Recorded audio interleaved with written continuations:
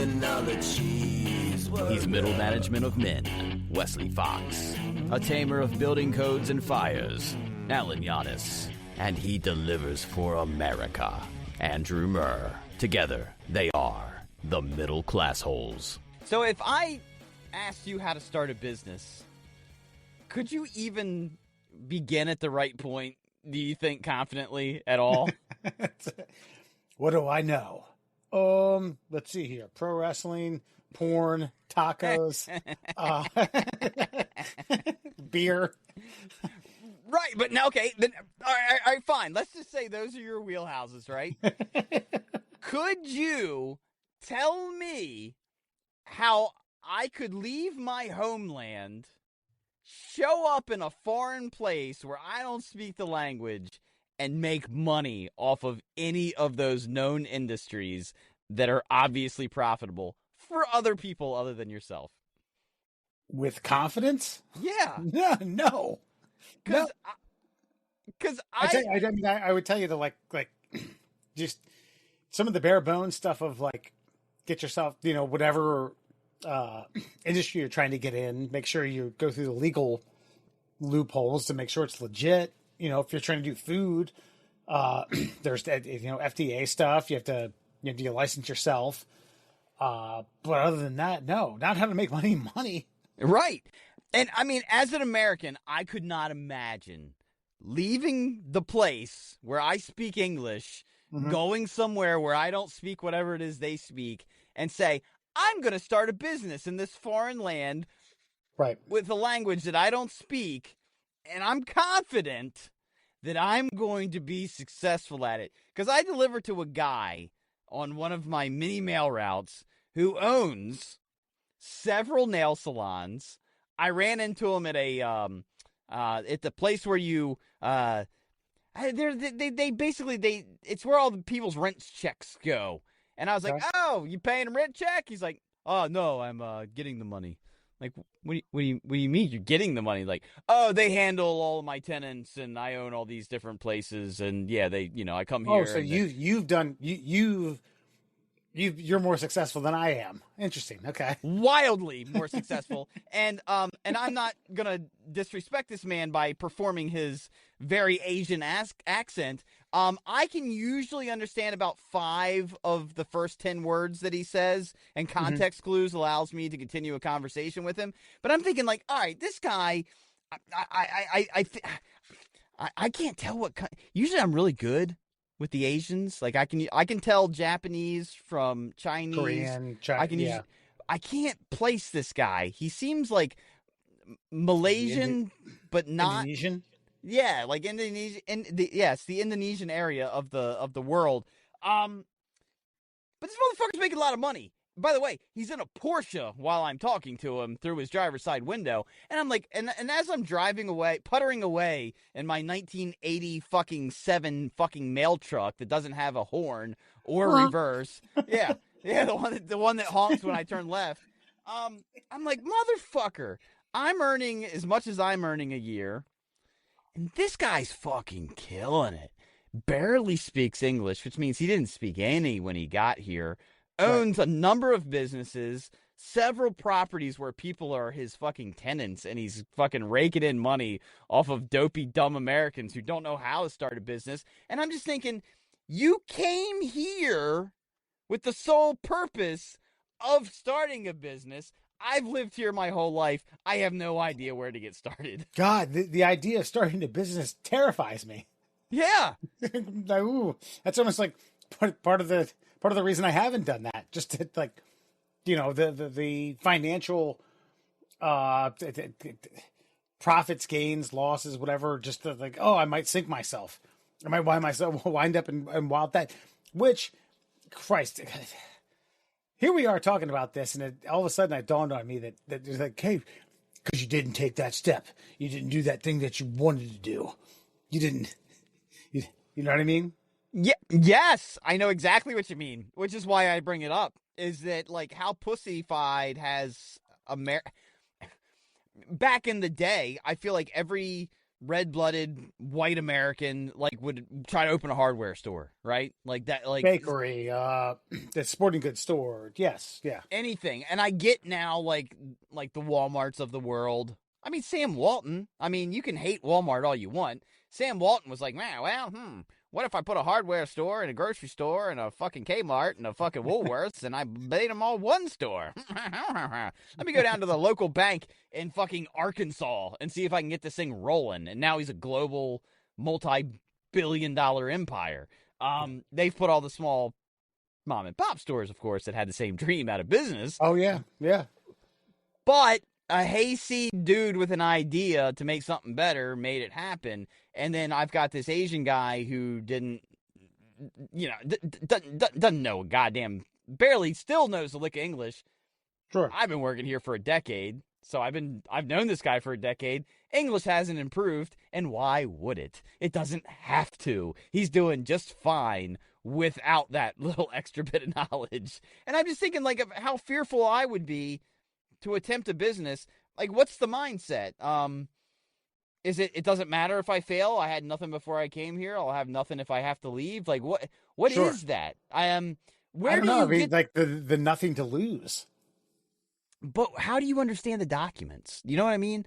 Like, if you and I try to start a business, the reason we don't, I think, me personally, I'll speak for myself, is like, I wouldn't know who to ask for the documentation. I wouldn't know Right. how to understand the documentation. I wouldn't know where to sign my fucking name. I wouldn't know, like, the bank I need to talk to, the loan I'd have to get, the this, the that. There's a lot of steps in the process, and I'm just thinking, how did a guy with no intricate knowledge of this before stepping foot on the soil, with a secondary understanding of the language, figure it all out? And this isn't just like this guy. There's vape shops all over the place, and they're not owned by white American dudes. Liquor stores. I've already said vape. There's 5 vape shops, by the way, within like a baseball throwing fucking range of where I stand most days. Nail salons, vape shops, any kind of restaurant, the Mexican restaurants that are all over the place, taco stands, this, that, this. Like, these guys, God bless them. I'm not hating on them. I'm fucking impressed and curious and wondering why more regular, naturalized Americans don't fucking do it. I would be speaking out of tune to, like, out of tone or out of seat to theorize on something like that. Just probably fear. Most of all, fear of failure. Second of all, you mentioned it, like all these loopholes that you had to go through. I mean, I worked at a restaurant when I was just out of college and got a brief understanding of all the bullshit that the owners had to go through, all the vendors that they had to please, all the incoming and outgoing, all the overhead that they had to account for. And it made my head spin. And I was like, I don't want to do that. I just would like a fucking middle of the line job where my responsibilities are minimal, and I went home and didn't have to worry about anything like that. I don't know. I admire these people's admiration. Or forthright, I guess their inspiration rather. Well, I admire their admiration. It's very admirable, their admirable abilities. Yes. But I mean, I guess maybe you kind of hit it a little bit. Like, we fear failure because in America, like, we fail back to our own country where we're just poor, whereas they were already poor, and if they fail, they just go back to their own country where they were already poor. So it's almost like they're playing with house money if they get here and they attempt it. Yeah, if it fails, what does it matter? I mean, I go into bankruptcy and I go back home. But I guess, I don't know. Maybe we know too much. Maybe we complain too much now in America too. Like you said, you listen to one business owner tell you all the things. Oh, this is what I had to do. And then this guy's like, doesn't know that this is all hard. So it's not hard for him because he doesn't have like any like preconceived notion that it's an impossibility. Yeah, I mean, I also visited when I was in New York a couple summers ago with our legal counsel. We stopped by his, like, we had walked the Brooklyn Bridge, and I said I had to take a piss, and he said, "Hey, actually, my dry cleaner is right around here. We'll go in. He tailors my suits. He'll let you use his stuff. Let you use his restroom." And the guy bragged about being there from like 6 a.m. till 4 p.m. every day, 7 days a week. It's like, "Oh yeah, I work really hard." And it's like, well, one, I just came to piss in your toilet, man. Like, that's cool. And two, I kind of thought like, God, I don't ever want to work that hard. Well, yes and no. Like when I worked at the radio station, I'd be there for like 12 hours. Now I didn't have the boy at that point in time, and Maria was at work. So like, but I loved it. And I imagine if like the sweat of your own equity is in this place, right? You may not think about it. You know what I mean? Like shit's got to get done. I got to do it. It takes me 10 hours every day to fucking get it done. So I'm just going to do it for 10 hours every day. What else I got to do? You know what I mean? Like, I don't know. I always say like if this podcast like took off and we started making money, this would become our job and we would just be in front of fucking screens all day long. And I wouldn't hate that. God, I'd be hungover every day. I'd be getting hungover as we performed it. You know what I mean? Like it would be. We would have a podcast about us being hungover. Yeah. Yeah. There's some like I sometimes like there are times when I eat food from a food truck. Okay, and I'm not telling you I'm a grade A chef, but there have been times where I'm like I could replicate that. Yeah, I could do that. Yeah. What's it cost to find a fucking empty school bus and convert this and then do the work? There's times I play soccer twice a week at an indoor soccer arena. I'm like, okay, this is a broken down warehouse that they bought, and they put up a bunch of nets and some goals and a food stand that has fucking shit food. What would that cost? I love soccer, and here I am with a fucking Thierry Henry 2,000 euro jersey on, and I like the business stuff makes sense. But I don't think I'd ever do it. I'd need partners. Yes, and but I also feel like I would need somebody, I don't know, I guess somebody telling me like, this is a good idea, you can do it. And every idea I've ever had is like, yeah, man, that sounds great, but yeah, that's... Like when you came down to my house with the bar with my dad. Yes, and this was back in, I mean, I might have been 21, like barely, maybe. I think it would have worked, but I also get your dad's apprehension that like that. Yeah, well, my retirement that I've worked my entire life to achieve would go away if you fail. So I don't know. I guess maybe that's it. Maybe that's the secret sauce is like not giving a shit if you fail. Well, and not having a plan B.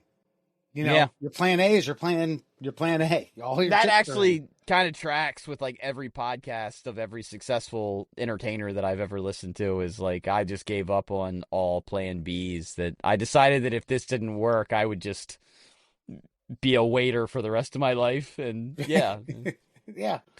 And they finally achieve their dream of being an actor or stand-up comedian. Like all the stand-up comedians are just like, yeah, I lived in my car for like 5 years and, you know, like that's a tough life, man. That's tough. Listen, I'll be honest with you. I have dreams to this day at almost 47 years old of becoming a stand-up comedian, but I'm like, nah, I wouldn't want to travel. so I would 30 miles from where I live, radius. I'll do that. Which translates to, you will never be a stand-up comedian. And I know that. So I'm just like, well, just go ahead and put that dream in the lockbox and shove it under the bed for a therapist to unlock later. Middle class levels, everyone. Murr and Foxman. Hey, I'm going to tell you this. Sarah's birthday was this past week. Went and bought her a gift certificate for a spa day type thing.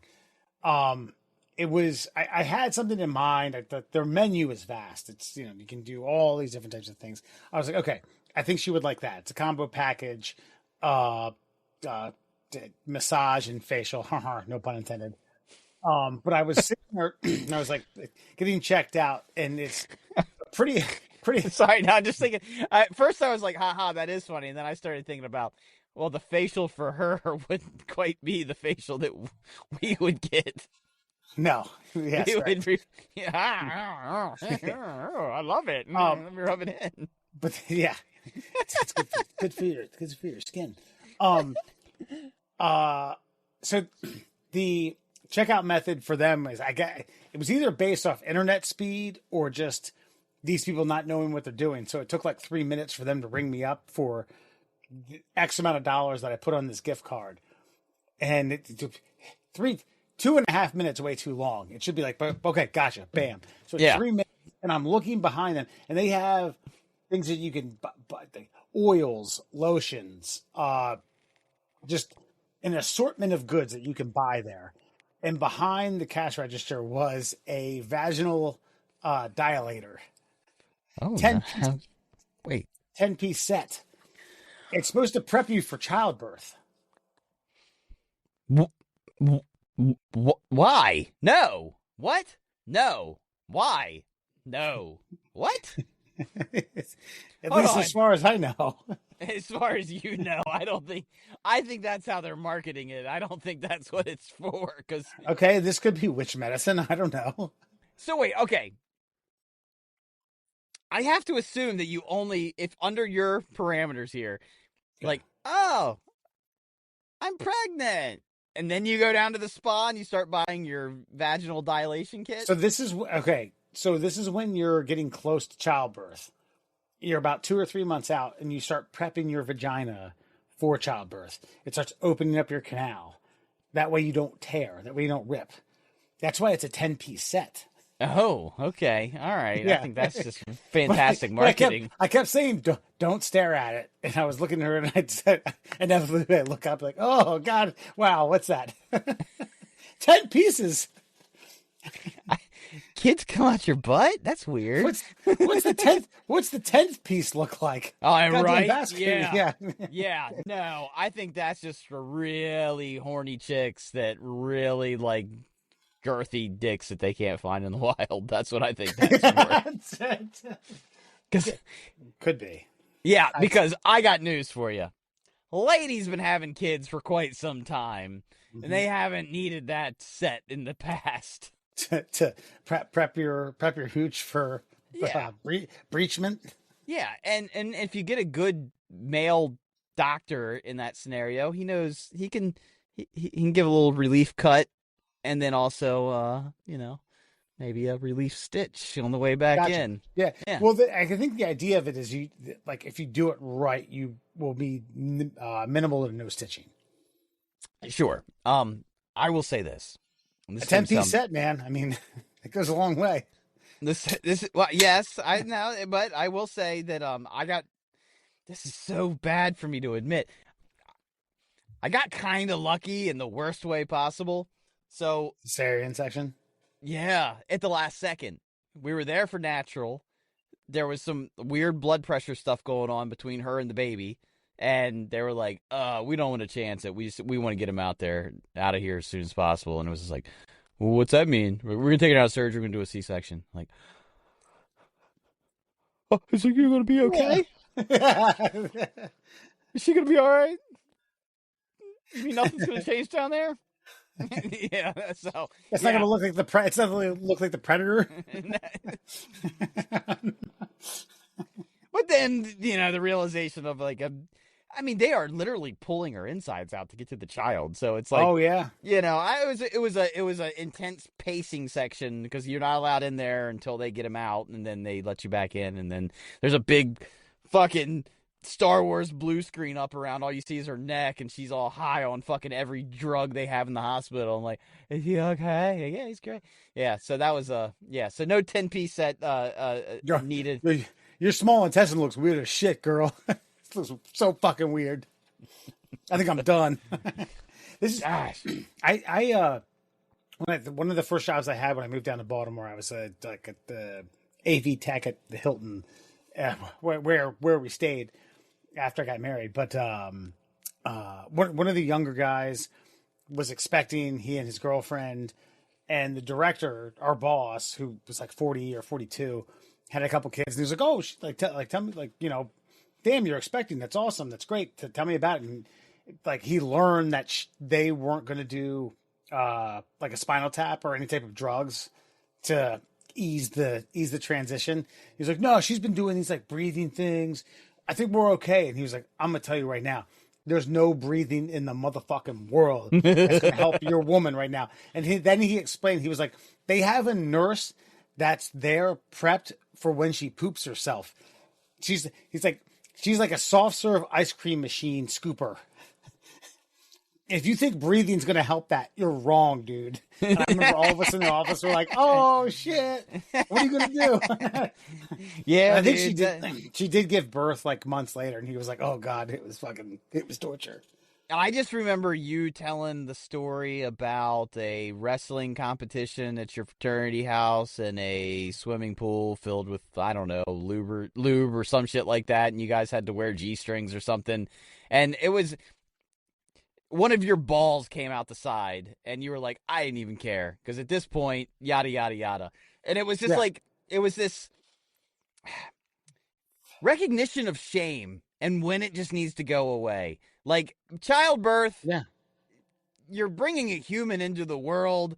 All of the parameters of society go out the window. Shitting yourself is the last of your worries. Like, you know what I mean? Having a poop nurse on call is like, I don't give a fuck at this point. God bless medical care. Yeah. God bless they have a poop nurse on staff. And God bless childbirth. It's how we're all here. My God. Yeah. Like, at that point, like, you don't care about anything. Your tits are out. Your pussy's out. Your asshole's exposed. You don't care about any of that because the pain is coming. I was substitute teaching at a high school in Cecil County at Elkton, and Mike Day, God rest his soul, it's like he had just his wife had just given birth to their son, and I made an unannounced visit. I was like, I rolled over. You know what? They weren't like, hey, get the fuck out of here. It was like, oh shit, and then talking to them, she has like a pee bag and she's pissing herself. And she's like, oh, I'm really sorry. And I was like, don't worry. I've seen worse. I just made $84 a day teaching kids long division. I think you're fine. You did a lot more than I did today. Yeah. And like I say, God bless the C-section because we didn't have to deal with any of that. I had to deal with some, I don't know. She had like a ace bandage on for a few weeks, and then we were good to go. But back to your vagina stretcher at the spa. I saw an advertisement on Facebook for an internal speaker. Ai you like to just theorize on what I mean by internal speaker? I've seen AI microphone stuff that like catalogs conversations that people have. Is that no? Okay. All right. No, it was advertised as you feel the music. Okay. Go on. There were 2 attachments. What is a stimulant? Okay. They are selling on Facebook, at least advertising on Facebook, speakers, you know, like the like the jaw speakers, the ones that vibrate the bone in your ear, the bone conduction speakers. I saw an advertisement on Facebook for a vaginal and anal speaker that turns your body, if you open your mouth, Led Zeppelin will be playing out of your face. But you have to sit on this speaker and really own it. Wow. God bless advancement, I suppose. I feel like that's probably designed by the same team that created your vaginal stretcher for childbirth. It's not mine. I saw it in the spa. I know. I'm just saying, unnecessary speaker, unnecessary fucking pussy toys. That's all I'm getting at. That's what these are. They're unnecessary. Yeah. There's a market for it. There's a lady coming in for a massage. She's pregnant. Like, I could use an extra 5 to 10 centimeters on my pussy, I guess. That's right. It's a 10-piece set. I hate to keep echoing that, but I mean, You goes a work long up way. to it. You work up right. to it. Get yourself comfortable. 7, 8, 9 centimeters dilated. Which is why it's so weird that they use the metric system for dilation. By the way, the metric system needs to be, I'm sorry. I had to recreate, this is several years ago now. I was trying to upscale something that I was building from one of Williams' toys. And I was trying to convert everything via standard because I'm a goddamned American. And then I realized that, like, everything was in multiples of 10 with the metric system. I was like, why the fuck are we using this other thing? Oh, it is. SNL had a great bit about it. With 5 or 6 years ago. Nate Bargatze with the with the George Washington. That's right. Then they get the football thing. Like, you kick it? Does it get you points? Sometimes 1, sometimes 3. Yeah, so, great bit. And 2,000 pounds would be called a ton. And what would 1,000 pounds be called? Nothing. Yeah. So how long is this mile? 5,280 feet. Very standard number everyone will remember. And how many yards is that? Nobody knows. Nobody knows. All right. We're going to get to a list. Alan's going to join us. It's about adult auditing. Then we're going to take a quick break. We'll be back with Fun Fact Friday, and we'll close out this show. We'll be right back. When they said not everyone deserves a podcast, we didn't listen. The Middle Class Holes. Welcome back to the Middle Class Holes. Foxman, Alan, and Murr. Tonight we got another BuzzFeed list. Adults revealing everyday tasks that feel like a cruel joke, and I'm honestly questioning my entire life. So basically, meaning I'm an adult, but yeah, I'm not really an adult, and these day-to-day things, or not necessarily day-to-day, but these situational things make me feel weird because I'm immature. I deal with it all the fucking time. There's 31 of them. I created a top 10. But I'm going to start off with wearing business attire so I look like I know what I'm doing at work. Hint, I'm still the same idiot under the nicer looking clothes. Yeah. We've kind of chatted about that one before. Like, okay, you guys work in office settings. How would you want to dress? I mean, okay, especially you, Alan, what's your take on business attire? Well, it's stupid. I fucking hate it. Like, I'd wear shorts and a t-shirt in the summer if you fucking let me. Unless I'm like facing a client, then I don't need to. Why do I got to be wearing anything? Like, well, I mean, I got to wear clothes, obviously, laws and stuff. But like, yeah, I don't see. I think it's dumb. Like, it doesn't influence how I do my work. If anything, you making me get more dressed up to come to work makes me want to do less work. I'm uncomfortable now. Yeah. Like, you motherfucker. Just let me sit in sweatpants and a t-shirt. I'll crank this shit out. This is have you heard of Collars and Co? I don't think so. So their main product are like three button polos that are super microfiber that never wrinkle, and you can wear it with a sports coat or like a quarter zip, and it looks like a dress shirt underneath. Like or you can wear it as a regular polo. I think it's a little ridiculous that the actual the button portion structured. Goes down to your mid chest. Neither here nor there. Now they've gone into a whole realm of different men's clothing, one of which are blazers.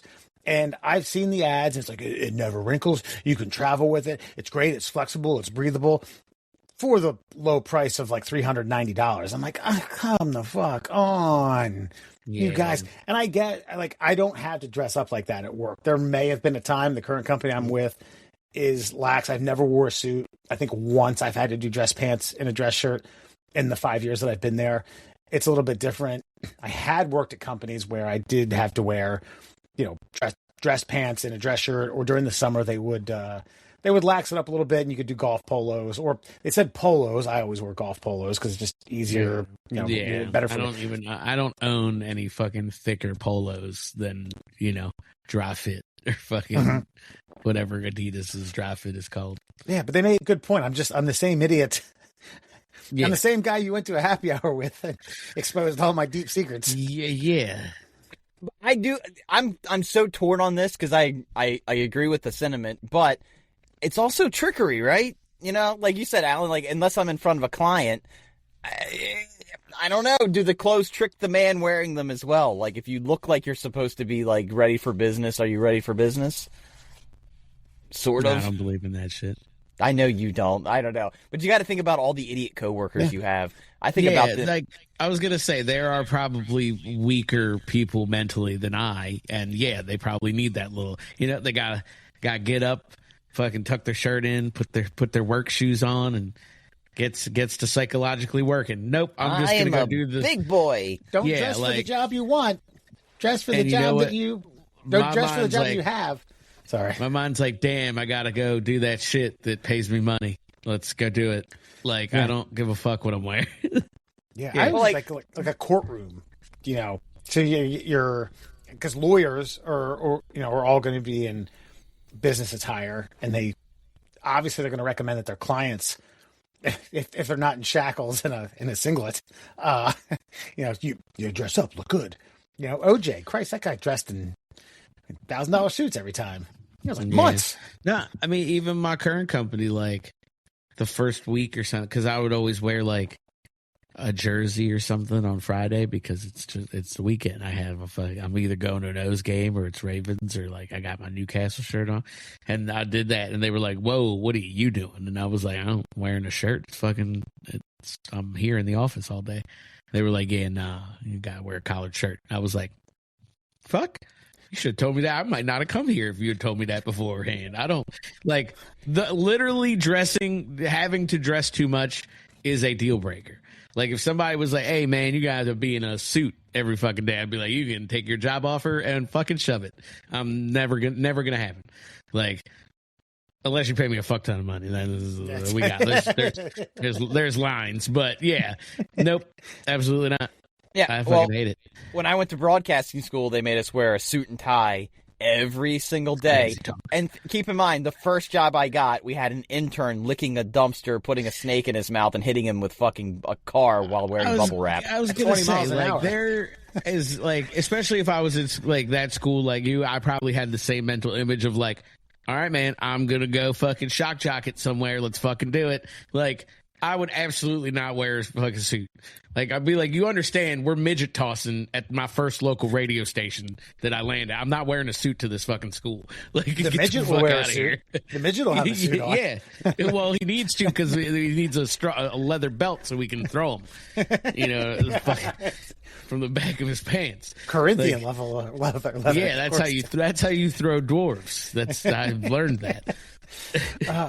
Murr, this one's kind of directed at you. When my kids are younger, telling them off. Sometimes I had to act like I was angry, annoyed, displeased to help guide them between right and wrong. But half the time I was amused and not really upset. But I had to keep up the pretense to try to guide them down the right path. Basically, it's good now that they're older. I can kind of let them in on the secret.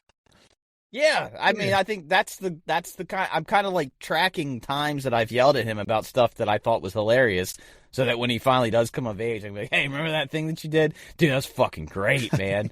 I couldn't, like he and I've had this conversation with him, like, "Mommy's gonna be mad. I don't care." I've actually had that specific conversation with him, like, "I don't care, but your mother does, and because she does, I do. Knock it off." Like, I'm starting to kind of, like, level with him a little bit on certain things. But, again, kids are narcs, so you got to be careful. Because, like, well, Daddy said, you fucker.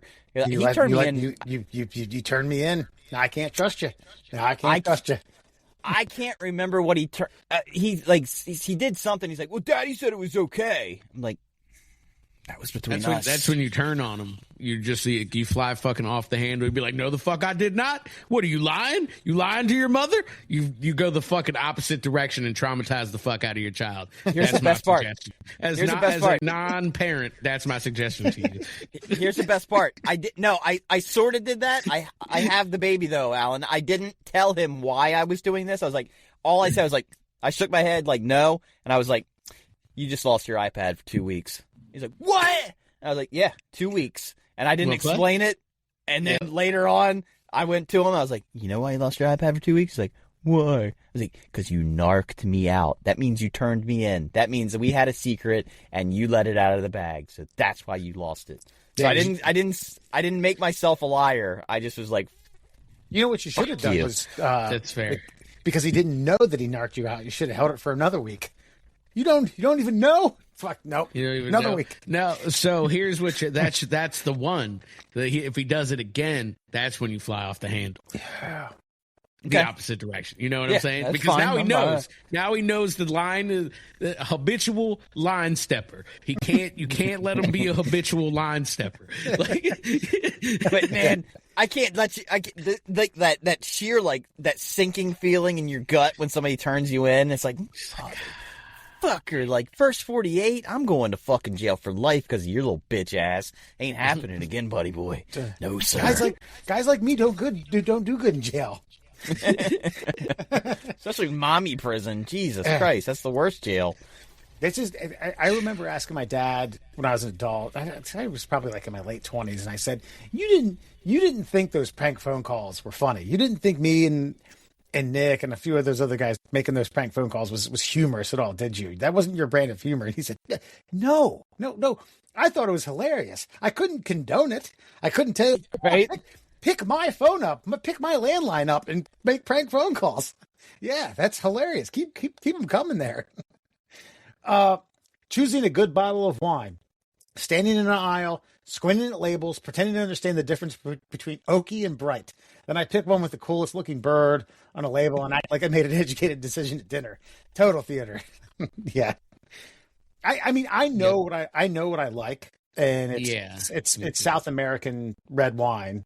I think Uruguay, Chile, Argentina, they have the best grapes for my palate. But that doesn't. I'm never going to consider myself or tell someone that I'm a wine connoisseur. All I've ever heard is find a $12 bottle in any genre, take it home, see if you like that style. If you like that style, then try like a good $12 bottle from each of that style, and then find the one that you like. That was the advice that I got. Sometimes the liquor stores will have, depending upon where you're at, they'll have like a little, like a bestseller, like cue card underneath of it. You know? Yeah. But I do like that. Is like, a $12 bottle of wine is usually just as tasty as like something more expensive, but you don't know until you try it. I mean, it's just like I always use this example. I always credit you for this because I love that fucking hazy IPA, but I don't like IPAs. But all of a sudden, I got one from that category. I tried. I was like, ooh. Was this my 20-year high school reunion? Yeah. I was fucking loaded. Yeah, and you're like, you want a beer? I was like, yeah. And you're like, wait, what? I was like, just give me what you're getting. You're like, all right, I have an IPA. Here we go. that's why I've had that discussion so many times with like beer drink, not even beer drink, non-beer drinkers, and they're like, I don't like IPAs. And I'm like, no, you don't like West Coast IPA. You don't like that Sierra Nevada. You don't like the piney, grassy. Yeah, you just haven't had an IPA with a different flavor profile, and that's your juicy IPA. It's totally fine. It's the same exact beer with a different flower. And then you're like, oh, okay, got it. Well, it's funny you say that because you're right and you're wrong because Sierra Nevada makes the IPA that I love, but I hate all their other IPAs. Well, yes, but I mean like the classic Sierra Nevada fucking IPA, like the green label. Yeah. Yeah, of course they did. They want to make money too. They were like, yeah, let's juice that fucker up. But yeah. That's what they said in the brew factory. Yeah, changes All right, the boys, entire look, fucking we're gonna come up with a new thing. We're gonna juice it up. It's called hazy juice it little up. thing. Yeah. Signatures. Somehow a magic scribble of my name can carry so much weight and consequences. Okay, all right, I'm going to defend the signature because, I don't know, I take my signature rather seriously, if I'm being honest here. It's like a thumbprint.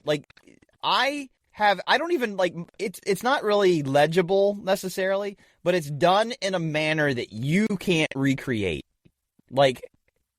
It's unique. I'm doing like Trump hands now. It's unique. It's unique to me. Like, you can't do it. I'm perfect at it. Fuck you.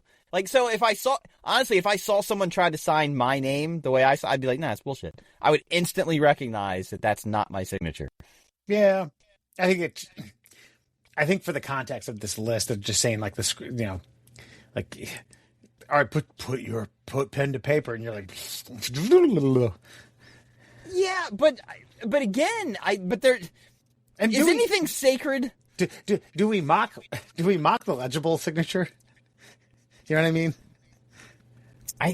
Well, Kind of. yeah, I think so.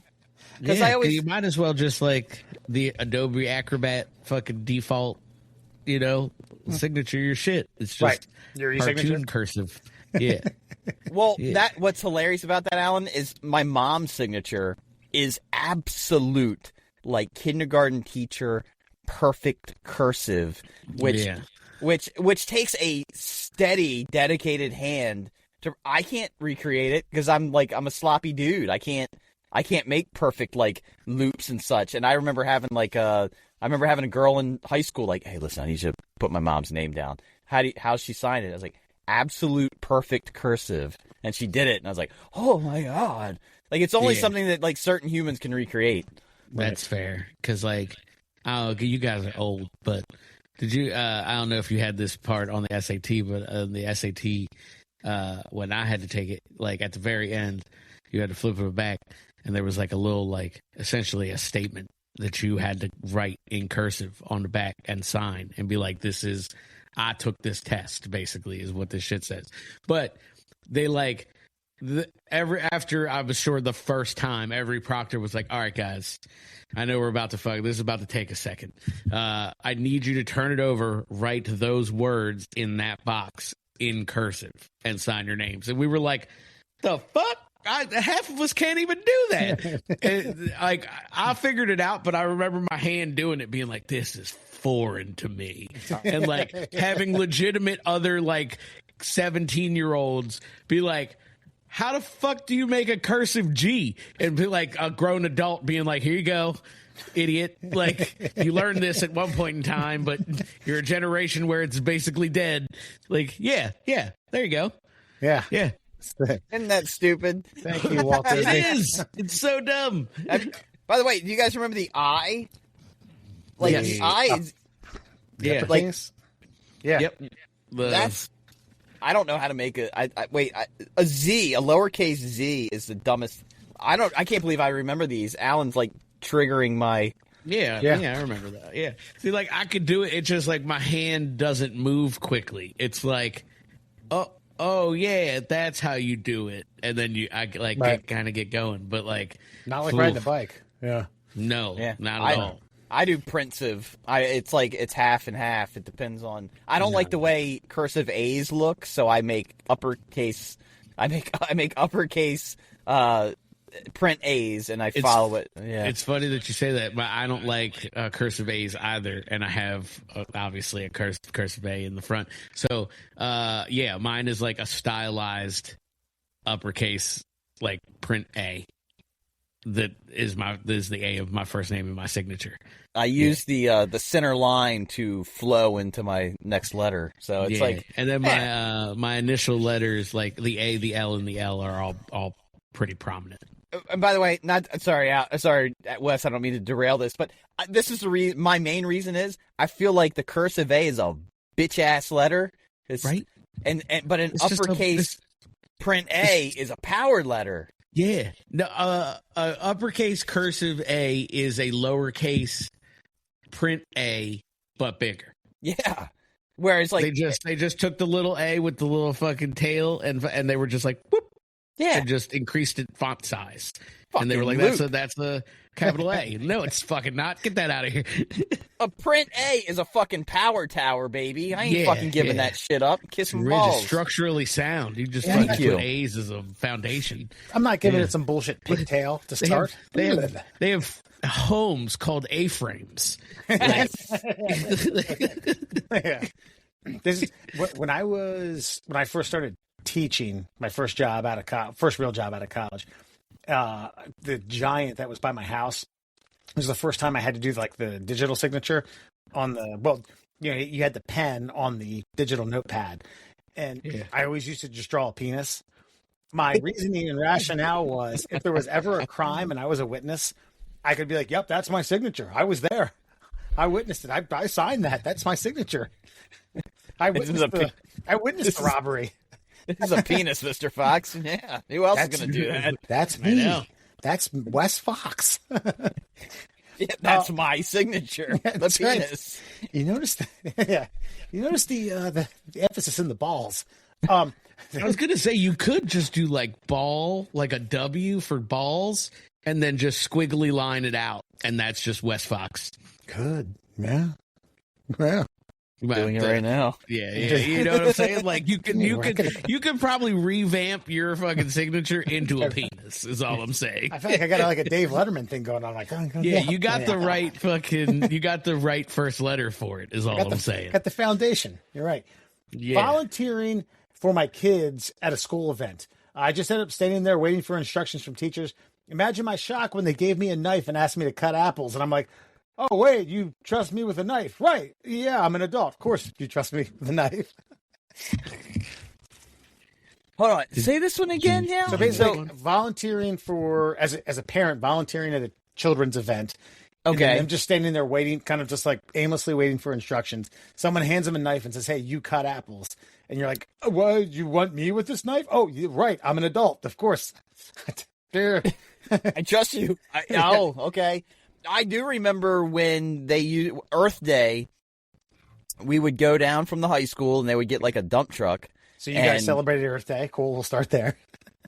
Well, what adults let us do, especially back then, there wasn't enough room on the dump truck for the entire class. So some of us had to hold on to like the side of it. Like we were on like we were riding on a garbage truck.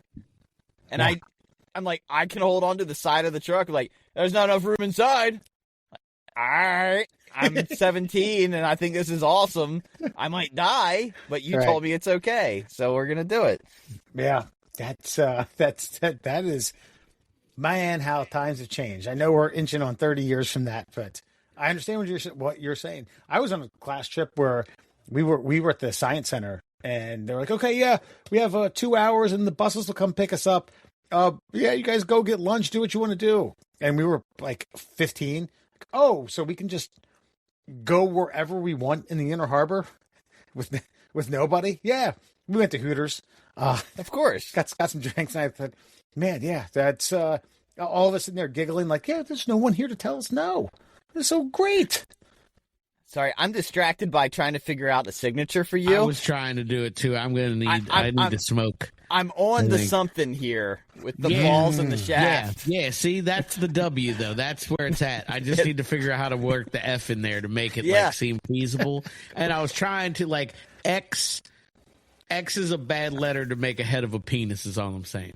Right. I was sitting here trying other stylized versions of X's to make a penis head at the end. Oh, my God, if you got the O in there. I mean, that's not bad with an X on there for a little bit of jizz coming out. I'm telling you, Wes. Oh, look at that. That is not bad. We can stylize it a little bit. I mean, that's your childhood dream come true. Your new signature.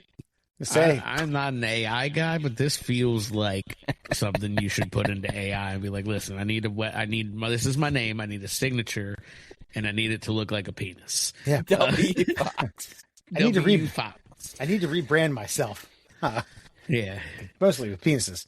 Should I even read the next one, or you two Momo is going to fucking sit here and brainstorm more? We could just keep doing this. Yeah. I put an E and an S on there for hair for the balls. So now it actually is your whole name. Okay, I apologize. Let's move on. I'm inspired. Thank you. Buying a vacuum cleaner and actually getting excited about it. I think that's I ended up getting a couple cleaning utensils for wedding gifts, and I was like, oh yeah, this is gonna clean the toilet nice. Well, I mean, we did get a Roomba, which we haven't set up yet. Excuse me. Which Roombas are vacuum cleaners, but does it take some of the excitement out of the Miss Doubtfire kind of fucking shimmy shame and everything around? It's no, I don't think they ain't as good as you think they are either. Oh, yeah? Wait, I will say Roombas have a Roomba from 5-6 years ago. I agree with you, Alan. Roombas now, the technology That's is grown. fair. Ours is pretty old. I'd say the mop version. If you have hardwood floors, the more like clean, the moppy version of hardwood floor Roomba is superior to the vacuum Roomba. But at the end of the day, do you really enjoy vacuuming, Wes? I mean, I do. I will admit when I have vacuumed, I like setting up some like.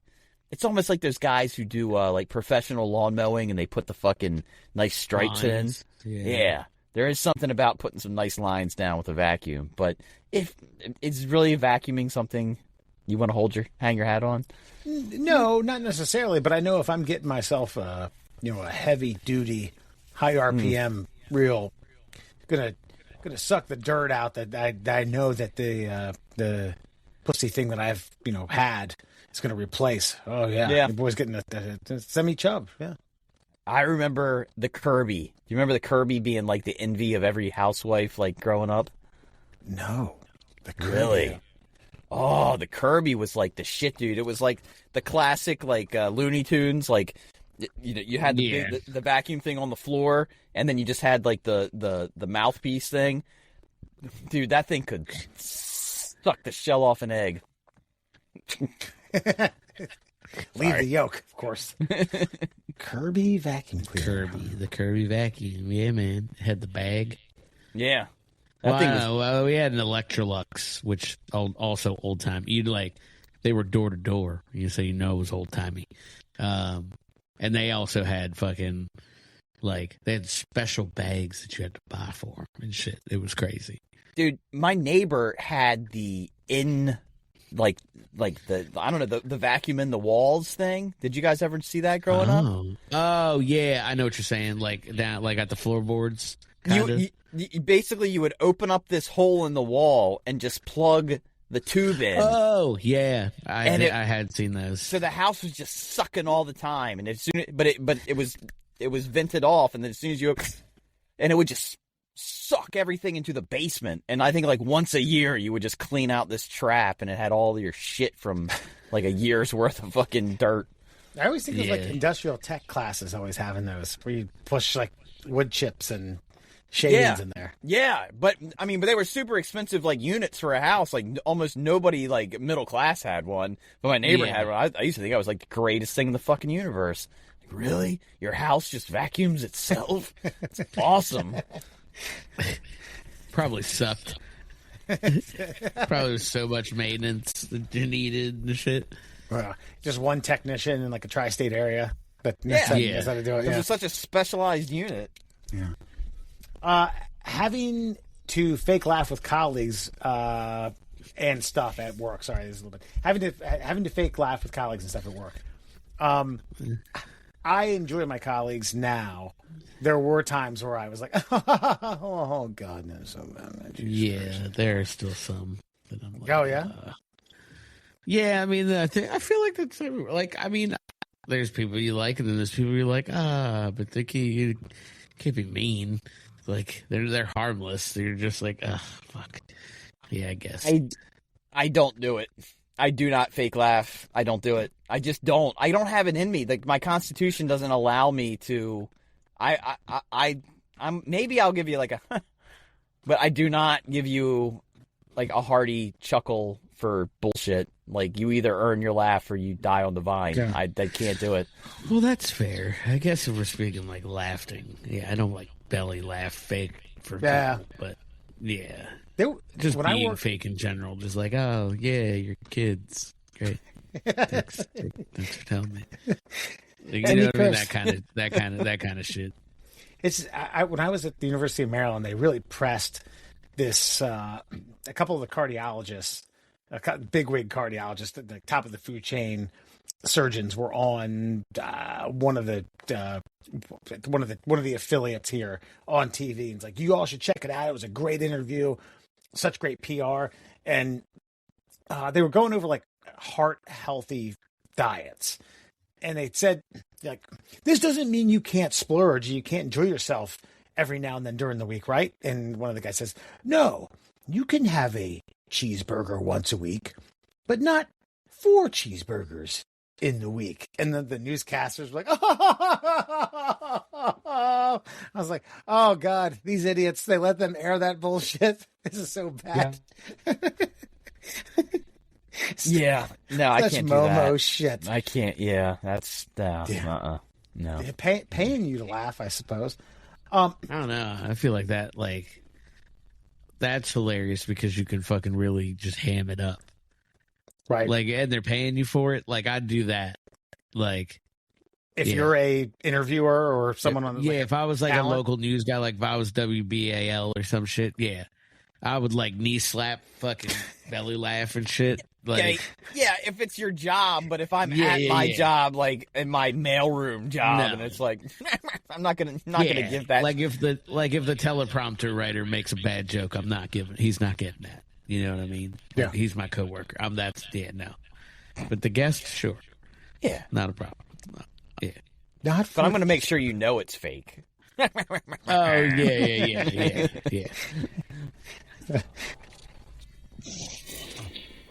There we go. Decorating a home, especially as a man, we can really live with a mattress on the floor, a TV also on the floor, with bricks as legs, a big gulp cups from 7-Eleven as part of the dishware collection. This is so true. Yeah. I will say, once you get married and you have to live with a woman, there is something about, like, I don't know, like, I don't care about my decor as long as it looks nice, but, like, I will go, like, a lavender. I like a lavender. Like, you know, for, like, walls and stuff. I was, like, really, like, pushing a purple wall at one point, not just for the Ravens, but just, like, I just think a purple wall would look good in the dining room. Purple soothing, I believe. Yeah, this is so Sarah minored for a brief period in college in interior decorating, and she was like, we can make our home a legitimate home. And I've had to tell her a few times, like, you're going to ask me for my opinion, and it's going to be, yeah, cool, fucking A, let's do it. Let's do it. And you could have paint samples the size of the Statue of Liberty. And I'm like, yeah, well, which one looks good for you? I'm not going to go head over heels. I'm not going to start doing Mary Lou Retton somersaults over some sort of color shade that I've never seen before or don't care about. Yeah. Give me 3 options that you like, and I will randomly pick one. I don't even know what my opinion will be on any one of those. It'll be where my finger points, and that's what we'll do if you so choose. And if you say, well, I don't like that one, I'll say, then pick the other one. Yeah. I don't care. Because in my opinion, new is always better than what is up now. That's Just it. make sure I have enough spackle to cover up everything that's going to get fucking drilled into, hammered, holed, screwed into. Yeah. We got Not wallpaper. We got wallpaper in a room. Oh? Yeah. Well, I mean, it's old wallpaper, so that room has never been redecorated. Because I'm just like, do you know how hard it is to get fucking wallpaper off a wall? This room stays how it is till Daddy has fucking 2 months off to fucking. Ugh, I'm sure now I'm gonna get. You have to get like a specialty gas mask for that, right? Because I don't know what you got to do. All I know is every video I've watched is like, like, just do this. And it's like, you start to do it, and it's like 3/4 of that one sheet of wallpaper is still plastered. It's just now it's torn in half. And yeah, okay. But they make this stuff. Apparently it's like, I can't remember what it's called. But they do it a lot in Europe. It's almost like it's silk. And you put it in a bucket and you chum it up. And then you just spread it on the wall. And it's almost furry. And I almost just want to do it because you can put it right over top of wallpaper. Oh, it doesn't take wallpaper down. It just goes over wallpaper. Yeah, and then when you're done, you just literally scrape it with a fucking like what that fucking thing you scrape stuff with. Yep. Adulting. And finally, saying I had to check my calendar and actually meaning it. I mean, you say that a lot. I do, yeah. I say that at work. Yeah. And I actually kind of envy it, if I'm being perfectly honest with you guys, because as disorganized as I am, I wish I had the ability to organize myself to have a calendar that tells me when I'm doing stuff. But generally, I don't have a lot to plan for. So when you're like, let me check the calendar. Get back to me. I'm like, I'm doing whatever you need me to do. Just, I'm open, whatever. Yeah, I don't have a calendar. Sarah has like a joint calendar that I somehow don't have access to. And it's I think it's always just this running joke about, you didn't see the calendar? Like, babe, I'm pretty fucking sure I don't have it. I'm pretty sure. What baby shower are we going to? What are we doing? Just fucking tell me, man. That's all it comes down to. Yeah. I will say, I watched the documentary about the making of Stranger Things, and the one thing I was most envious of, because they have to plan, it's got to be regimented. They got to know what they're doing, when they're doing it, how they're doing it. And Homeboy had these laminated calendars, and each day had a Post-it note on it. And each Post-it note had exactly what they were going to be doing on that day. And I was like, man, that's a level of organization that I wish my life had attached to it. That's wild. I couldn't imagine being that organized. And they still fell short in the finale, according to They did not. They did fine. Alan, have you great. watched it? I have not. Okay. Have you watched any of Stranger Things? Oh yeah. I think we watched like episode 1 of the new season, but yeah, we just haven't been watching much other than like Fallout. At the end of the day, Alan, listen, it's a good ending. It's just good. I'm not saying it's like, oh my God. I haven't even heard anything really about it. Oh, good. Then don't seek it out. It's pointless. It's Redditors who think they could have done a better job and they couldn't, and it was fine. It was a good ending. I might actually go rewatch the whole fucking season because it was fucking good. God, put it on your calendar. Made it faster. That's all I've said. Well, you know what? And what's funny about that is I keep seeing people say like, you took this long to make it, and you did this, and da. And I'm watching this documentary, and these poor Duffer brothers are like, Netflix is breathing down our fucking necks about this fucking deadline, and we're not ready. And it's like, yeah, man, you guys don't know what pressure is, so maybe shut the fuck up. How about doing that? Put it on your calendar. You know, get a dustbuster. Get a Kirby, dickwads. Get a Kirby. Dustbuster. All right. That's a list about being adults that you're not comfortable with. Stick around. We'll be back with more Middle Class Holes. Well, we're just going to have to use our brains. Damn it. And now, Fun Fact Friday. All right, folks, time for your Fun Fact Friday, brought to you, of course, by our many sponsors. I'm just going to mention one. Make sure you check out the Cuckster. He's on both Facebook. No, he's not. He's not even on Facebook. That's the one he's not on. He's on TikTok. He's on Instagram, owned by Facebook. That's Cuckster for Life. Cuckster for Life on both TikTok and the Instagram. You know who is on Facebook, though? That's the Shin Splints Recovery Group, our oldest sponsor. Pain below the knee, above the ankle, Shin Splints Recovery Group. Let's get to it. 5 fun facts for you on a Friday. And tonight's Fun Fact Friday is a list of outdated facts about health and nutrition. So how did people get in shape in the bygone eras? Well, bygone it. We're going to learn right now. Did you know swallowing a tapeworm to lose weight used to be effortless? In the early 1900s, people promoted ingesting sanitized tapeworms. The parasite would supposedly eat some of your food, letting you enjoy calories while it did the heavy lifting. Side effects? Nutrient deficits, nausea, and potentially worse issues like cysts in your brain. It seems like a fair trade-off. It's not bad. Just, you lose some weight, you have potential cysts in your brain. Right? Fine. Yeah. God, like, normalizing that. Like, these guys over in the African nations, they're thin. They eat lots of calories all the time. They don't look at them. They're fit. They're healthy. What do they got? Tapeworms? Fucking dip them in iodine and sell them to the public. Here we go. Right. The wigglier, the better. You get a real stimulated bastard. That is so wild. And I'm trying to think about. I mean, it still kind of fascinates me that modern medical science uses leeches. Not that that's a bad thing, but I don't know. Not that too terribly long ago, people were ingesting fucking tapeworms. I mean, at least with the leeches, it worked. So I would say like modern science like looked at like oh, well, they used leeches in the past and they worked. And then they asked the question, why did they work? And then you come to find out, oh, this is why. They stimulate blood flow, blah, blah, blah, blah, blah. They create capillaries through the suction. That's great for the wound. Good. But this is just like, well, people who have tapeworms are skinny. Well, we'll give people tapeworms. Yeah. I am. You want to be skinny? Get a tapeworm in your diet. But see, I wouldn't hate too hard on something like this because I have a feeling in about, I don't even think 10 years, like, we're going to be looking at these GLP-1s like, what the fuck were we thinking? Like, like those things that they're selling, like that went from like, go to your doctor.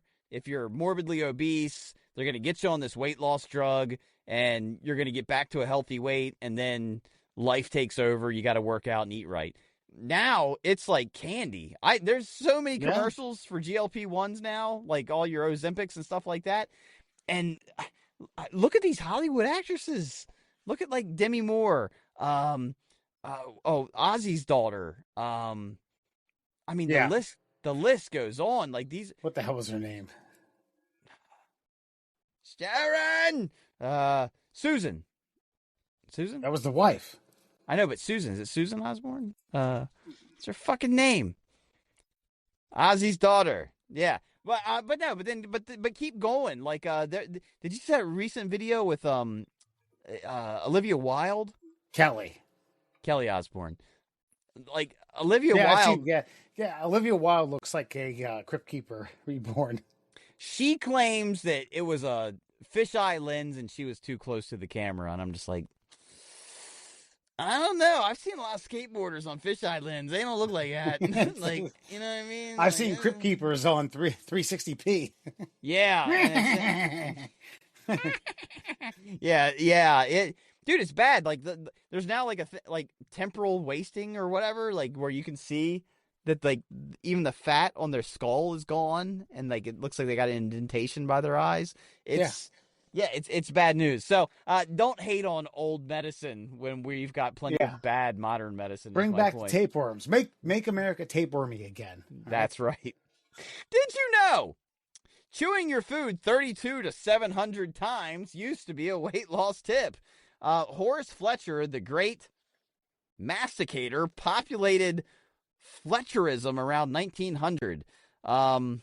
Extract all the goodness of your food by obsessively chewing and then spit the pulp to absorb nutrients without calories. One shallot allegedly needed 700 chews. Fans claim that it led to near odorless poops smelling like warm biscuits. Efficiency at its finest. So basically, you would chew your food 32 to 700 times, and then you would spit it out, and the claim was that you absorbed the nutrients without the calories. At 700, what do you have left? I feel like you burned all the calories you would have gotten from the food.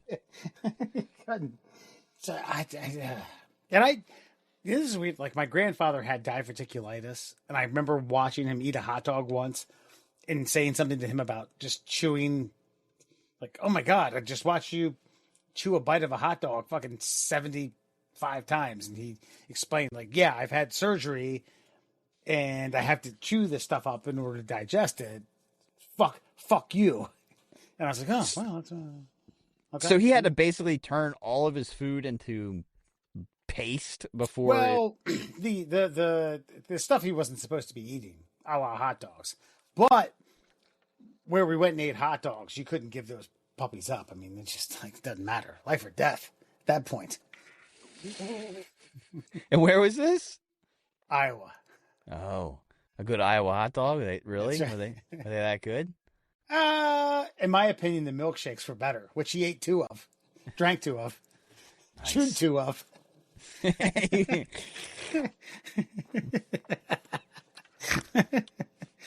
32, 33. Yeah, 32 squared. Gotcha. Bang. Did you know cigarettes were recommended to suppress appetite and stay slim? Early 20th century ads for Lucky Strike and the such pushed lighting up as a weight loss hack. It, quote, curbed cravings without adding pounds. Doctors endorsed it. Modern hindsight, terrible for the lungs, heart, and everything else. At least it curbs your appetite. That's right. Which is weird because every smoker I know wants to smoke before and after a meal. Right? Especially after you digest, like, oh man, gotta get cool, man. Well, nicotine is technically an appetite suppressant, but yeah, you know, I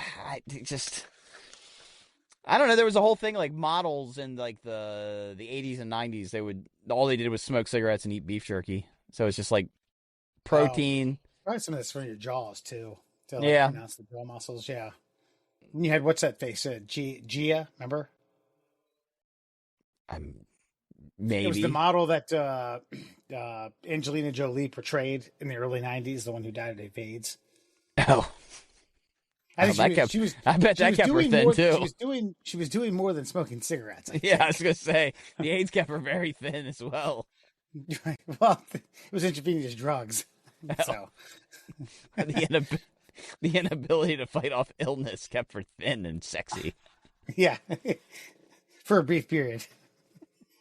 As far as I remember, there's a good lesbian scene in that movie.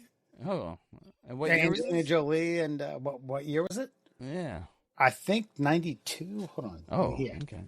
Just want to make sure I'm remembering a peak Angelina Jolie without being too creepy. Oh, 98. Okay, that's perfect. Yeah. Perfect. Oh, all right. Gia. Did you look know? it up, folks? Did you know eating arsenic pills was available to rev up your metabolism? Victoria era diet pills contained arsenic. It was claimed to be a miracle drug to speed up burning fat. Women usually use them for the coveted hourglass figure.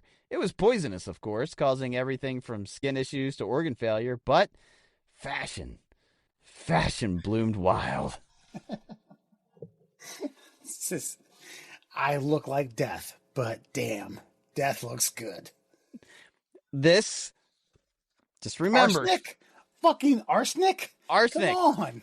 But I just want to remind people in this modern era where we live in some kooky ass times to trust the science. Always and forever, trust the science of the moment because it is never wrong.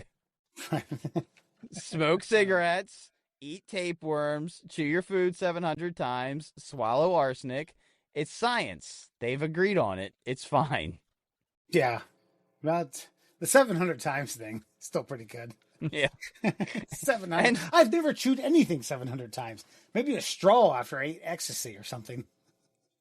Jesus. I don't know that I've ever chewed anything that I remember. Like there was this whole thing of like, this was more of a Great Depression thing that my grandparents would tell us is like, oh, you're supposed to they would tell us you're supposed to chew your food a minimum of this many times. And I think back then it was more like there ain't much food on the plate. Right. Dinner's supposed to last 30 minutes. So every bite needs 30 bites, 30 chews. Yeah. That way we can extend. Yeah. You're not getting 3 squared. You're getting 3 I don't know. 3 2 squared. Yeah. Yeah, that's right. Yeah, so we're going to sit here for a while, whether we have a lot of food or not. So chew it appropriately.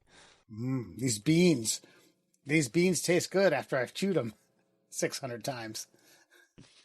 And finally, did you know in the 1920s through the 1960s and much later in the infomercial era, reducing machines with giant motorized vibrating belts were all the rage. You'd strap yourself into the buzzing contraption around your waist, belly, or thighs, turn it on, and stand there and let it jiggle you like a human milkshake. The pitch? The vibration would literally break up and dissolve fat cells so they could be flushed out. People, including celebrities, swore by them. Gyms installed rows of the noisy things, and in reality, they did absolutely nothing. Zero actual fat loss. Just very expensive, loud massages. Here's a bonus. Some versions actually came with electric currents to shock muscles into toning. Yeah. Okay. First of all, yes, I've seen these. Like, I remember those buffers. And 2, that turned into what you're talking about, like the goddamn like IED pads that would just Yeah. and make like you're gonna get 8-pack abs if you put these fuckers on your stomach. I feel like that might have some effect. I'm not saying you're gonna get fucking shredded and ripped. You still got to do the work. But as far as like the last mile, if you will, like let's say you've done, I don't know, 150 sit-ups a day for 3 months, and then you pop this fucker on for like that last little bit of like right before a competition. I feel like you might get something out of that. You're not gonna fucking burn fat and that's not the only, you know what I mean? But I feel like there's something to that, but it is definitely not the end all be all like they made this shit out to be. Yeah, but I mean, the infomercial era that we lived in was like, you don't need to work out at all. Just put fucking Zap pads where your 6-pack might live. Did you ever wear one of them? Did you ever put one on? No. I did. Okay. I could see it.